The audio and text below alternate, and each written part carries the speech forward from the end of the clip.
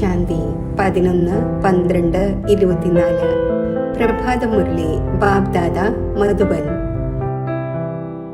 ബാബ പറയുന്നു, മധുരമായ കുട്ടികളെ, ബാബയുടെ സഹായിയായി ഈ അയൺ ഏജ്ഡ് പർവ്വതത്തെ ഗോൾഡൻ ഏജ്ഡ് ആക്കണം. പുരുഷാർത്ഥം ചെയ്ത് പുതിയ ലോകത്തിലേക്ക് വേണ്ടി ഫസ്റ്റ് ക്ലാസ് സീറ്റ് റിസർവ് ചെയ്യിക്കണം. ചോദ്യം: ബാബയുടെ കടമ എന്താണ്? ഏതൊരു കടമ നിർവഹിക്കുന്നതിനായി സംഗമത്തിൽ ബാബയ്ക്ക് വരേണ്ടി വരുന്നു? ഉത്തരം: രോഗിയും ദുഃഖിതരുമായ കുട്ടികളെ സുഖിയാക്കുക, മായയുടെ കെണിയിൽ നിന്നും പുറത്തെടുത്ത് അതിരറ്റ സുഖം നൽകുക. ഇത് ബാബയുടെ കടമയാണ്. അത് സംഗമത്തിൽ തന്നെയാണ് ബാബ നിറവേറ്റുന്നത്. ബാബ പറയുന്നു, ഞാൻ നിങ്ങളേവരുടെയും രോഗം മാറ്റുവാനും എല്ലാവരുടെ മേലും കൃപ ചെയ്യുവാനുമായി വന്നിരിക്കുന്നു. ഇപ്പോൾ പുരുഷാർത്ഥം ചെയ്ത് 21 ജന്മങ്ങളിലേക്ക് തൻ്റെ ഉയർന്ന ഭാഗ്യം ഉണ്ടാക്കൂ. ഗീതം ഭോലാനാഥിനേക്കാൾ വേറിട്ടതായി. ഓം ശാന്തി. ഭോലാനാഥ് ശിവ ഭഗവാനുവാച്ച. ബ്രഹ്മമുഖ കമലത്തിലൂടെ ബാബ പറയുന്നു, ഇത് വെറൈറ്റി ഭിന്ന ഭിന്ന ധർമ്മങ്ങളുടെ മനുഷ്യ സൃഷ്ടി വൃക്ഷമാണല്ലോ. ഈ കൽപ്പവൃക്ഷത്തിൻ്റെ അഥവാ സൃഷ്ടിയുടെ ആദിമധ്യാന്ത്യത്തിൻ്റെ രഹസ്യം കുട്ടികൾക്ക് മനസ്സിലാക്കിച്ചു തരുന്നു. ഗീതത്തിലും ഈ ഒന്നിൻ്റെ മഹിമയുണ്ട്. ശിവ് ബാബയുടെ ജന്മം ഇവിടെയാണ്. ബാബ പറയുന്നു, ഞാൻ ഭാരതത്തിൽ വന്നിരിക്കുന്നു. മനുഷ്യർ ശിവ് ബാബ എപ്പോൾ വന്നിരുന്നു എന്നത് അറിയുന്നില്ല. കാരണം ഗീതയിൽ ശ്രീകൃഷ്ണന്റെ നാമം ചേർത്തിരിക്കുകയാണ്. ദ്വാപരയുടെ കാര്യമേ ഇല്ല. ബാബ മനസ്സിലാക്കിച്ചു തരുന്നു, കുട്ടികളെ, 5000 വർഷം മുമ്പും ഞാൻ വന്ന് ഈ ജ്ഞാനം നൽകിയിരുന്നു. ഈ വൃക്ഷത്തിലൂടെ എല്ലാവർക്കും അറിയാൻ കഴിയുന്നു. വൃക്ഷത്തെ നല്ല രീതിയിൽ നോക്കൂ. സത്യയുഗത്തിൽ തീർച്ചയായും ദേവി ദേവന്മാരുടെ രാജ്യമുണ്ടായിരുന്നു. ത്രേതയിൽ രാമനും സീതയുമാണ്. ബാബ ആദിമധ്യാന്ത്യത്തിൻ്റെ രഹസ്യം മനസ്സിലാക്കിച്ചു തന്നു. കുട്ടികൾ ചോദിക്കുന്നു, ബാബ, നമ്മൾ മായയുടെ കെണിയിൽ എപ്പോഴാണ് കുടുങ്ങിയത്? ബാബ പറയുന്നു, ദ്വാപരം മുതൽ. നമ്പർ അനുസരിച്ച് പിന്നെ മറ്റ് ധർമ്മങ്ങൾ വരുന്നു. കണക്കെടുക്കുമ്പോൾ മനസ്സിലാക്കാൻ സാധിക്കും ഈ ലോകത്തിൽ നമ്മൾ വീണ്ടും എപ്പോൾ വരും എന്ന്. ശിവ് ബാബ പറയുന്നു, ഞാൻ 5000 വർഷത്തിനു ശേഷം വന്നിരിക്കുന്നു സംഗമത്തിൽ തൻ്റെ കടമ നിറവേറ്റുന്നതിന് വേണ്ടി. ഏതെല്ലാം മനുഷ്യരുണ്ടോ എല്ലാവരും ദുഃഖിതരാണ്.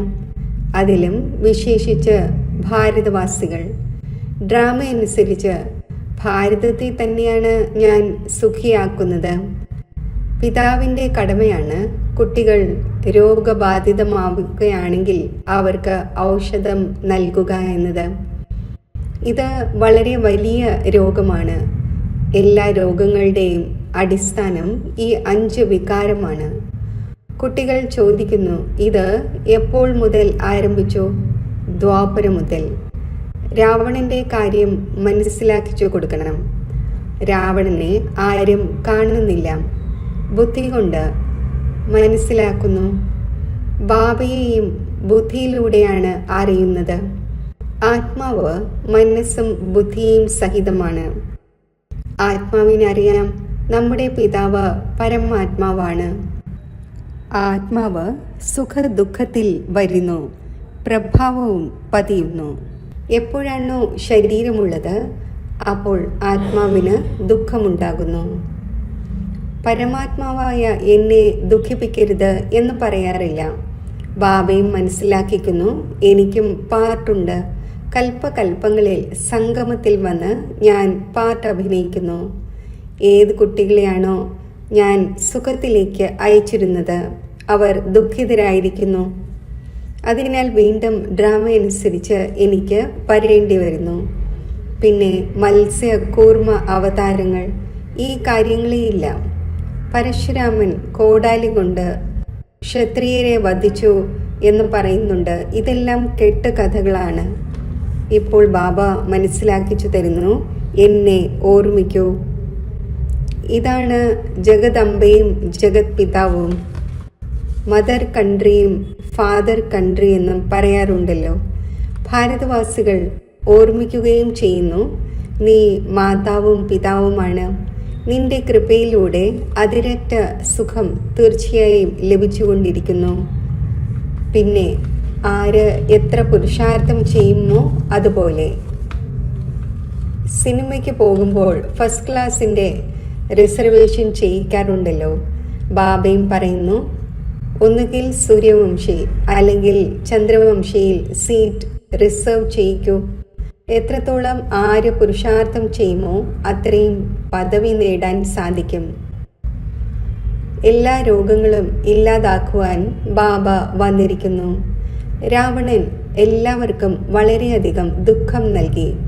ഒരു മനുഷ്യനും മനുഷ്യരുടെ ഗതിയും സദ്ഗതിയും ഉണ്ടാക്കാൻ സാധിക്കില്ല. ഇത് കലിയുഗത്തിൻ്റെ അന്തിമമാണ്. ഗുരുക്കന്മാർ ശരീരം ഉപേക്ഷിക്കുന്നു, പിന്നെ ഇവിടെ തന്നെ പുനർജന്മം എടുക്കുന്നു.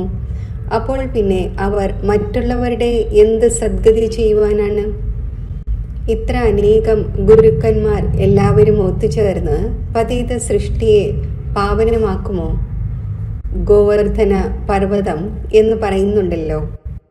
ഈ മാതാക്കൾ ഈ അയണേജ് പർവ്വതത്തെ ഗോൾഡൻ ഏജ് ആക്കുന്നു. ഗോവർദ്ധനത്തിൻ്റെ പൂജയും ചെയ്യുന്നു.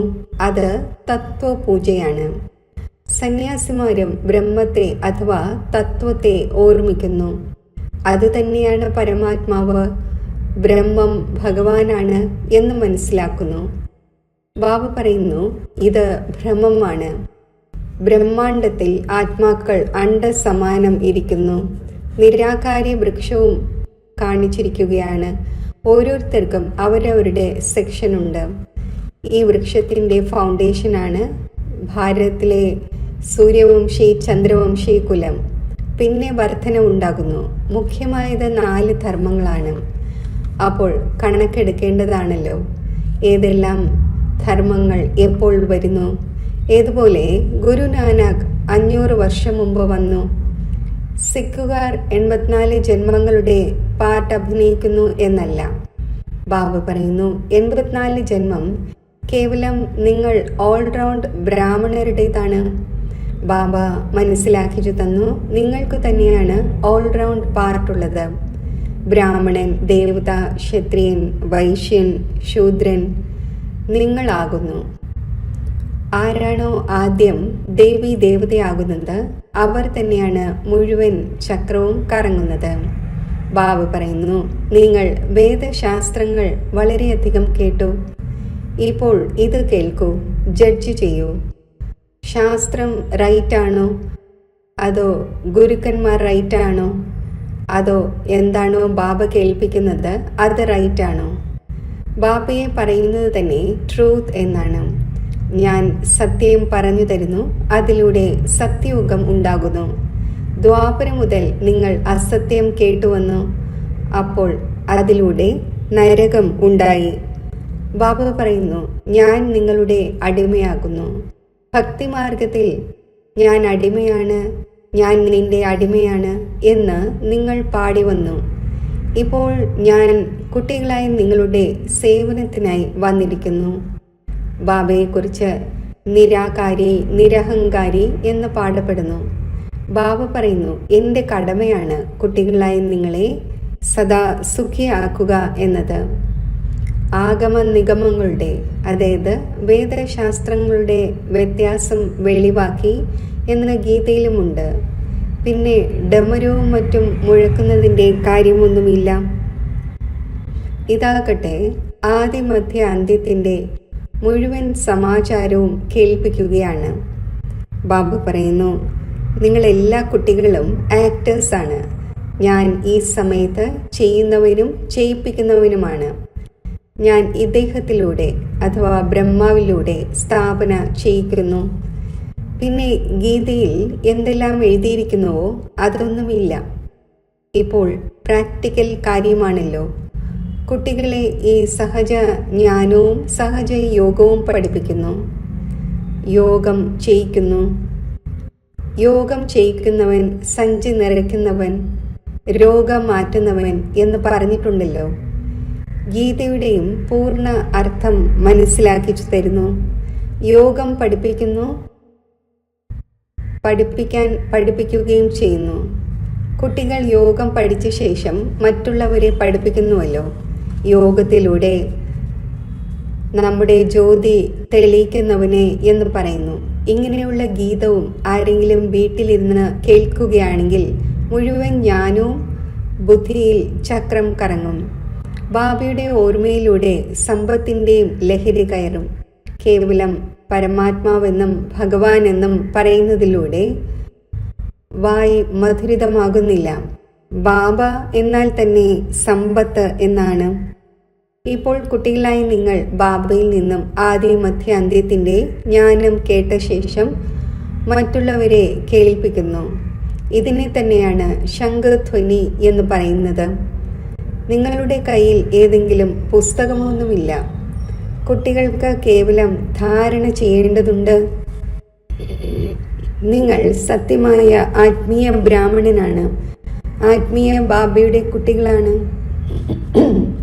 സത്യമായ ഗീതയിലൂടെ ഭാരതം സ്വർഗമാകുന്നു.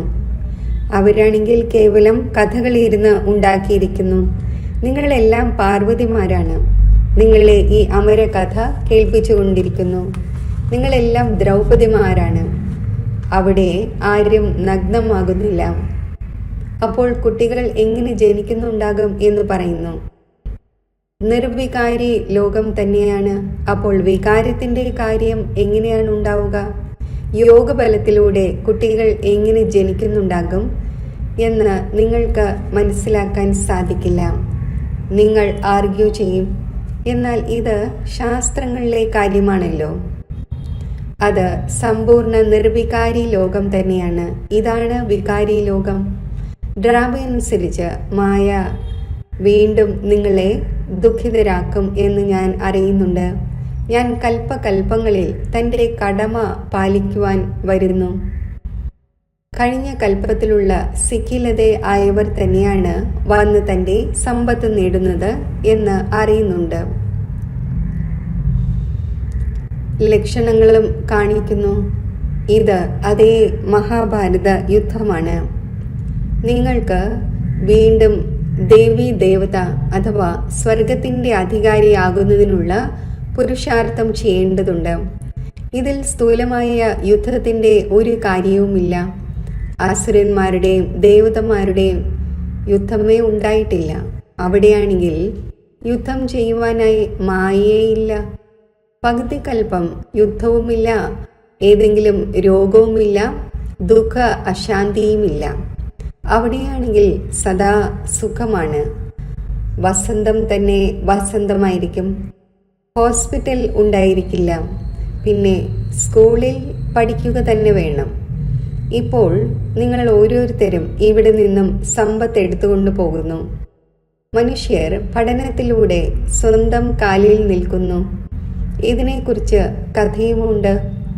ഒരാൾ ചോദിച്ചു, നിങ്ങൾ ആരുടെ ഭക്ഷണമാണ് കഴിക്കുന്നത്? അപ്പോൾ പറഞ്ഞു, ഞാൻ എൻ്റെ ഭാഗ്യത്തിലുള്ളതാണ് കഴിക്കുന്നത്. അതാകട്ടെ പരിധിയുള്ള ഭാഗ്യമാണ്. ഇപ്പോൾ നിങ്ങൾ തൻ്റെ പരിധിയില്ലാത്ത ഭാഗ്യമുണ്ടാക്കുന്നു. നിങ്ങൾ 21 ജന്മം തൻ്റെ തന്നെ രാജ്യഭാഗ്യം അനുഭവിക്കും വിധത്തിൽ തൻ്റെ ഭാഗ്യമുണ്ടാക്കുന്നു. ഇതാണ് പരിധിയില്ലാത്ത സുഖത്തിൻ്റെ സമ്പത്ത്. ഇപ്പോൾ കുട്ടികളായ നിങ്ങൾ കോൺട്രാസ്റ്റ് നല്ല രീതിയിൽ അറിയുന്നുണ്ട്. ഭാരതം എത്ര സുഖിയായിരുന്നു. ഇപ്പോൾ എന്തവസ്ഥയാണ്? ആര് കഴിഞ്ഞ കൽപ്പത്തിൽ രാജ്യഭാഗ്യം നേടിയിട്ടുണ്ടാകുമോ അവർ തന്നെ ഇപ്പോൾ നേടും. എന്ത് ഡ്രാമയിൽ ഉണ്ടാകുമോ അത് ലഭിക്കും എന്നത് പാടില്ല. എങ്കിൽ പിന്നെ വിശന്ന് മരിച്ചു പോകും. ഈ ഡ്രാമയുടെ രഹസ്യം പൂർണ്ണമായും മനസ്സിലാക്കേണ്ടതുണ്ട്. ശാസ്ത്രങ്ങളിൽ ചിലർ എത്രയോ ആയുസ്സും അതായത് ദൈർഘ്യവും ചിലർ മറ്റെത്രയോ എഴുതിയിരിക്കുന്നു. അനേകം മതമതാന്തരമുണ്ട്. ചിലർ പറയുന്നു നമ്മളാണെങ്കിൽ സദാ സുഖി തന്നെയാണ്. നിങ്ങൾക്ക് ഒരിക്കലും രോഗം ഉണ്ടാകാറില്ലേ? അവർ പറയുന്നു രോഗവും മറ്റും ശരീരത്തിനാണ് ഉണ്ടാകുന്നത്, ആത്മാവ് നിർലേപമാണ്. മുറിവേറ്റു എന്നിരിക്കട്ടെ, എങ്കിൽ ദുഃഖം ആത്മാവിനാണല്ലോ ഉണ്ടാകുന്നത്. ഇത് വളരെയധികം മനസ്സിലാക്കേണ്ട കാര്യങ്ങളാണ്. ഇത് സ്കൂളാണ്. ഒരേ ഒരു ടീച്ചർ പഠിപ്പിക്കുന്നു. നോളജ് ഒന്ന് തന്നെയാണ്, എയിം ഓബ്ജക്റ്റ് ഒന്ന് തന്നെയാണ്. നരനിൽ നിന്നും നാരായണൻ ആകുന്നതിൻ്റെ ആര് തോൽക്കുമോ അവർ ചന്ദ്രവംശിയിലേക്ക് പോകും. എപ്പോഴാണോ ദേവതമാരുണ്ടായിരുന്നത് അപ്പോൾ ക്ഷത്രിയരില്ല. എപ്പോഴാണോ ക്ഷത്രിയരുണ്ടായിരുന്നത് അപ്പോൾ വൈശ്യരില്ല. വൈശ്യർ ഉണ്ടായിരുന്നപ്പോൾ ശൂദ്രനില്ല. ഇതെല്ലാം മനസ്സിലാക്കേണ്ട കാര്യങ്ങളാണ്. മാതാക്കളെ സംബന്ധിച്ചും അതിസഹജമാണ്. ഒരേ ഒരു പരീക്ഷയാണ്. വൈകി വരുന്നവർ ഇങ്ങനെ പഠിക്കും എന്നൊന്നും വിചാരിക്കരുത്. എന്നാൽ ഇപ്പോഴാണെങ്കിൽ പുതിയവർ തീവ്രമായി പോയിക്കൊണ്ടിരിക്കുന്നു. പ്രാക്ടിക്കലിലുണ്ട്. പിന്നെ മായ രാവണന്റെ ഏതെങ്കിലും രൂപമില്ല. ഇന്നയാളിൽ കാമത്തിന്റെ ഭൂതമുണ്ട് എന്ന് പറയും. പിന്നെ രാവണന്റെ ഏതെങ്കിലും കോലമോ ശരീരമോ ഇല്ല. ശരി, എല്ലാ കാര്യങ്ങളുടെയും സാക്രീനാണ് മന്മനാഭവ. പറയുന്നു എന്നെ ഓർമ്മിക്കൂ, എങ്കിൽ ഈ യോഗാഗ്നിയിലൂടെ വികർമ്മം വിനാശമാകും. ബാബ ഗൈഡായി വരുന്നു. ബാബ പറയുന്നു, കുട്ടികളെ, ഞാൻ മുന്നിലിരുന്ന് കുട്ടികളായി നിങ്ങളെ പഠിപ്പിച്ചുകൊണ്ടിരിക്കുന്നു. കൽപ്പകൽപ്പങ്ങളിൽ തൻ്റെ കടമ പാലിക്കുന്നു. പാരലൗകിക പിതാവ് പറയുന്നു, ഞാൻ തൻ്റെ കടമ നിറവേറ്റുവാൻ വന്നിരിക്കുകയാണ്. കുട്ടികളായി നിങ്ങളുടെ സഹായത്തോടുകൂടി. സഹായം നൽകുമ്പോഴാണല്ലോ നിങ്ങളും പദവി നേടുന്നത്. ഞാൻ എത്ര വലിയ പിതാവാണ്, എത്ര വലിയ യജ്ഞം രചിച്ചിരിക്കുകയാണ്. ബ്രഹ്മാവിൻ്റെ മുഖവംശാവലികളായ നിങ്ങൾ ബ്രാഹ്മണികളേവരും സഹോദരി സഹോദരന്മാരാണ്. എപ്പോഴാണോ സഹോദരി സഹോദരനാകുന്നത് അപ്പോൾ സ്ത്രീ പുരുഷന്മാരുടെ ദൃഷ്ടി മാറുന്നു. ബാബ പറയുന്നു, ഈ ബ്രാഹ്മണ കുലത്തെ കളങ്കിതമാക്കരുത്. പവിത്രമായിരിക്കുന്നതിൻ്റെ യുക്തികളാണ്. മനുഷ്യർ പറയുന്നു, ഇതെങ്ങനെ നടക്കും? ഒരുമിച്ച് കഴിയുകയും തീ പിടിക്കാതിരിക്കുകയും ചെയ്യുക എന്നത് സാധ്യമല്ല. ബാബ പറയുന്നു, ഇടയിൽ ജ്ഞാനത്തിൻ്റെ വാൾ ഉണ്ടായിരിക്കുന്നതിലൂടെ ഒരിക്കലും തീ പിടിക്കുകയില്ല. എന്നാൽ രണ്ടുപേരും മന്മനാഭവയായിരിക്കണം. ശിവ് ബാബയെ ഓർമ്മിച്ചുകൊണ്ടിരിക്കണം. സ്വയം ബ്രാഹ്മണനാണ് എന്ന് മനസ്സിലാക്കണം. മനുഷ്യർ ഈ കാര്യങ്ങൾ മനസ്സിലാക്കാത്തത് കാരണം കോലാഹലം ഉണ്ടാക്കുന്നു. ഇദ്ദേഹത്തിന് അധിക്ഷേപങ്ങളും ഏൽക്കേണ്ടി വരുന്നു. ശ്രീകൃഷ്ണനെ ആർക്കും അധിക്ഷേപിക്കാൻ സാധിക്കില്ല. ശ്രീകൃഷ്ണൻ ഇങ്ങനെ വരികയാണെങ്കിൽ വിദേശത്തു നിന്നും എയ്റോപ്ലെയിനിൽ ഓടി വന്നേനെ, ആൾക്കൂട്ടം ഉണ്ടായേനെ. ഭാരതത്തിൽ എന്ത് സംഭവിച്ചേനെ എന്നറിയില്ല. ശരി, ഇന്ന് ഭോഗാണ്. ഇതാണ് അച്ഛൻ്റെ വീട്, മറ്റേതാണ് അമ്മായി അച്ഛൻ്റെ വീട്. സംഗമത്തിൽ കൂടിക്കാഴ്ച നടക്കുന്നു. ചിലർ ഇതിനെ ഇന്ദ്രജാലമായി മനസ്സിലാക്കുന്നു. ബാബ മനസ്സിലാക്കിച്ചു തന്നിട്ടുണ്ട് ഈ സാക്ഷാത്കാരം എന്താണ്. ഭക്തിമാർഗത്തിൽ എങ്ങനെയാണ് സാക്ഷാത്കാരം ഉണ്ടാകുന്നത്? ഇതിൽ സംശയബുദ്ധിയാകരുത്. ഈ ഒരു സമ്പ്രദായമുണ്ട്. ശിവ് ബാബയുടെ ഭണ്ഡാരയാണ്. അപ്പോൾ ആ ഒന്നിനെ ഓർമ്മിച്ച് ഭോഗ് വയ്ക്കേണ്ടതാണ്. യോഗത്തിലിരിക്കുന്നത് നല്ലത് തന്നെയാണ്. ബാബയുടെ ഓർമ്മ നിലനിൽക്കും. ശരി, മധുരമധുരമായ സിക്കില്ലതെ കുട്ടികൾക്ക് മാതാവും പിതാവുമായ ബാബ് ദാദയുടെ സ്നേഹസ്മരണകൾ. Good morning. ആത്മീയ പിതാവിൻ്റെ ആത്മീയ കുട്ടികൾക്ക് നമസ്തേ. ധാരണയ്ക്കുള്ള മുഖ്യസാരം. സ്വയം ബ്രഹ്മമുഖ വംശാവലിയായി മനസ്സിലാക്കി ഉറച്ച പവിത്ര ബ്രാഹ്മണനാകണം. ഒരിക്കലും തൻ്റെ ഈ ബ്രാഹ്മണ കുലത്തെ കളങ്കിതമാക്കരുത്. ബാബയ്ക്ക് സമാനം നിരാകാരിയും നിരഹങ്കാരിയുമായി തൻ്റെ കടമ നിറവേറ്റണം. ആത്മീയ സേവനത്തിൽ തൽപരരായിരിക്കണം. വരദാനം: സ്നേഹത്തിൻ്റെ ശക്തിയിലൂടെ മായയുടെ ശക്തിയെ സമാപ്തമാക്കുന്ന സമ്പൂർണ്ണ ജ്ഞാനിയായി ഭവിക്കട്ടെ. സ്നേഹത്തിൽ ലയിക്കുന്നത് തന്നെയാണ് സമ്പൂർണ്ണ ജ്ഞാനം. സ്നേഹം ബ്രാഹ്മണ ജന്മത്തിൻ്റെ വരദാനമാണ്. സംഗമയുഗത്തിൽ സ്നേഹത്തിൻ്റെ സാഗരൻ സ്നേഹത്തിൻ്റെ വജ്രങ്ങളുടെയും മുത്തുകളുടെയും താലങ്ങൾ നിറച്ച് നൽകിക്കൊണ്ടിരിക്കുന്നു. അപ്പോൾ സ്നേഹത്തിൽ സമ്പന്നമാകൂ. സ്നേഹത്തിൻ്റെ ശക്തി കൊണ്ട് പരിതസ്ഥിതിയാകുന്ന പർവ്വതം പരിവർത്തനപ്പെട്ട് ജലം പോലെ ഭാരരഹിതം ആകും. മായയുടെ എങ്ങനെയുള്ള വികരാല രൂപമോ റോയൽ രൂപമോ എതിരിട്ടാലും സെക്കൻഡിൽ സ്നേഹത്തിൻ്റെ സാഗരത്തിൽ ലയിപ്പിക്കൂ. അപ്പോൾ സ്നേഹത്തിൻ്റെ ശക്തിയിലൂടെ മായയുടെ ശക്തി സമാപ്തമായിക്കൊള്ളും. സ്ലോഗൻ: ശരീരവും മനസ്സും ധനവും, മനസ്സും വാക്കും കർമ്മവും കൊണ്ട് ബാബയുടെ കർത്തവ്യത്തിൽ സദാ സഹയോഗി ആകുന്നവർ തന്നെയാണ് യോഗി. ഓം ശാന്തി.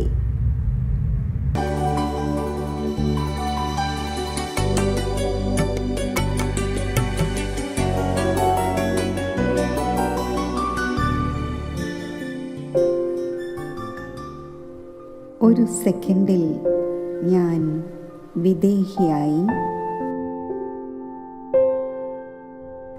പരമധാമത്തിൽ എത്തിച്ചേരുന്നു.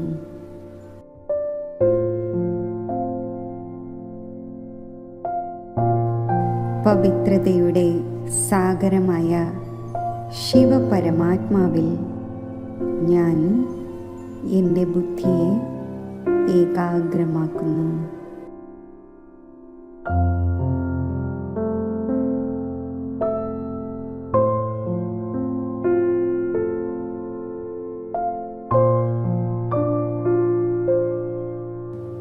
ബാബയിൽ നിന്നും പ്രസരിക്കുന്ന പവിത്ര കിരണങ്ങൾ ആത്മാവിൽ പതിക്കുന്നു.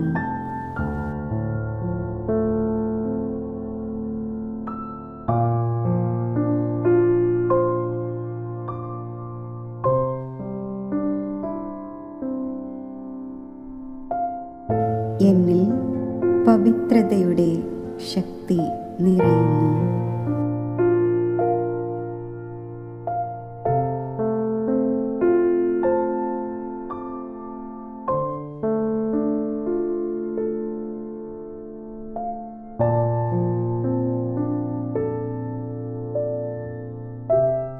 പരമാത്മാ പവിത്രതയുടെ ശക്തി ആത്മാവിലെ രാജസികവും താമസികവുമായ സംസ്കാരങ്ങളെ സമാപ്തമാക്കുന്നു.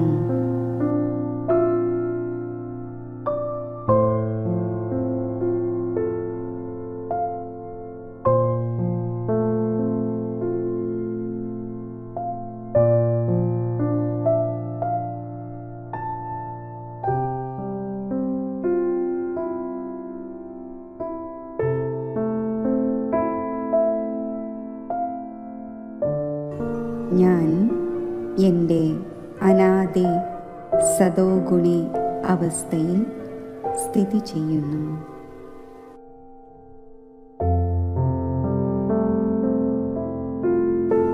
ഈ അവസ്ഥ നിലനിർത്തി ഞാൻ മസ്തക സിംഹാസനത്തിൽ ദേഹമാകുന്ന രഥത്തിൽ അവതരിക്കുന്നു.